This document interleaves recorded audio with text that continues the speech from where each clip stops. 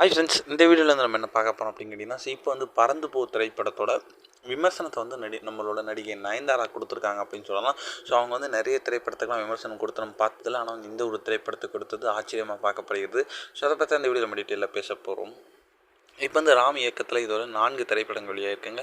So கட்டுறது தமிழ், தங்க மீன்கள், தரமணி, பேரன்பு, ஸோ ஆகிய படைப்புகள்லாம் வந்து தொடர்ந்து வந்து இப்போ வந்து 5வது வெளியே வந்த திரைப்படம் தான் பறந்து போ. ஸோ இந்த திரைப்படத்தில் வந்து நம்மளோட மிர்ச்சி சிவா தான் ஹீரோவாக நடிச்சிருந்தாங்க. மேலும் வந்து இந்த திரைப்படத்தில் கிரேஸ் ஆண்டனி, அஞ்சலி, விஜய் யுஸ்தாஸ் இந்த மாதிரி ஏகப்பட்ட கதாபாத்திரங்கள் ரொம்ப ரொம்ப முக்கியமான ரோலில் நடிச்சிருந்தாங்க அப்படின்னு சொல்லலாம். இல்லை, இந்த திரைப்படம் குறித்து நடிகை நயன்தாரா வந்து ஒரு விஷயத்தை வந்து சொல்லியிருக்காங்க.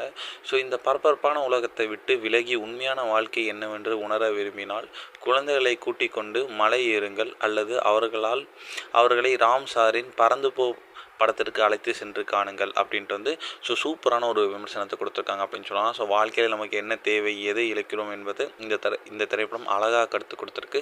அண்ட் நான் பார்த்த மிக இனிமையான படங்களில் இந்த திரைப்படம் ஒன்று.